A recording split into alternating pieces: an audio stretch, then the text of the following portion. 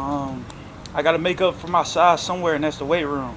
I mean, every day in, day out, I spend time in the weight room, knowing that I'm only 5'8". So I got to build my base, my core, my strength, and it shows on the field. I mean, my contact balance, it shows up because of the weight room. If I was 6'2", 220, just how much more would that add to me?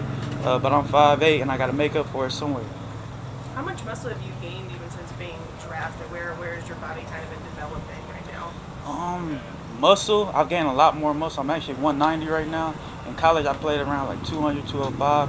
I'm 190 right now, and I move a lot faster, and I'm more flexible. I can do a lot more things. I feel comfortable at 190, but I feel a lot quicker and faster. Does it feel kind of surreal still to be taking some handouts from guys and others out there? Definitely. I mean, just being able. I think I was in high school when he was in college, and once he got drafted, I graduated high school the next year. So to take handoffs from him, knowing that he's an MVP and just knowing what he did at this level at his second year, it's surreal. How hard does he throw the football? I mean, you've been used a little bit in the pass catching games. What is it like catching a pass on football? You know them jug machines we be on at the practice? There's a real life jug machine. That's Patrick Mahomes.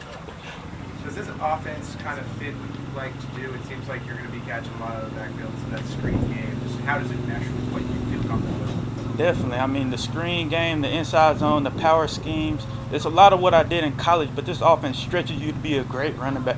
I mean, they split you out at the receiver, the slot. It really stretches you to be a great running back in this offense.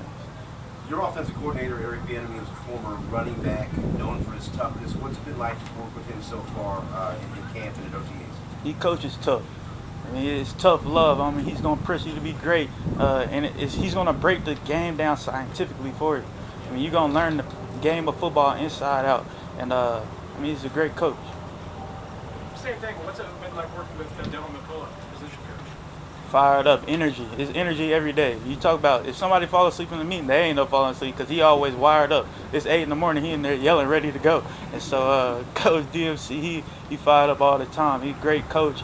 He's coached a lot of great backs at the college level, this level, and he's really breaking the game down into our terms for us to understand. We got Coach Bieniemy to where it's the scientific side of football, and then you break it, dumb it down for us as far as the running backs and bring it to our knowledge as a player.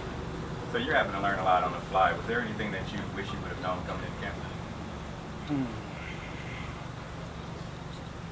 Just how to be a pro. I mean, the transition to becoming a professional, I think, is the hardest thing about becoming a professional. That transition in the middle is not necessarily when you get there and you're already there. Is that transition. No, you're not in college no more. This is not a scholarship. This is an everyday job. When you go from 8, 7 in the morning to 10 at night, it's an everyday job. Do you have a nickname? Following up on that, what's it mean to you, rookie, coming in, you put that jersey on in the morning for practice? This is everything I work for. Nothing before this really matters now. It's the beginning. This is the beginning of the journey.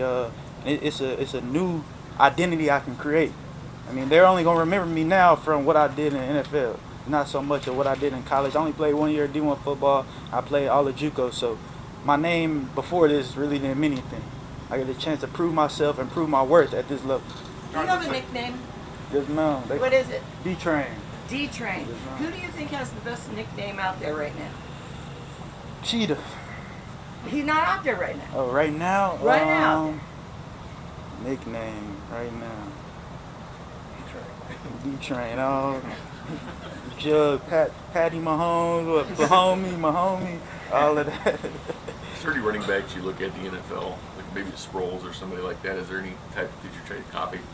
Maurice Jones-Drew, Darren Sproles, Jerick McKinnon, Amir Abdullah. I like the way Marshawn Lynch runs the ball.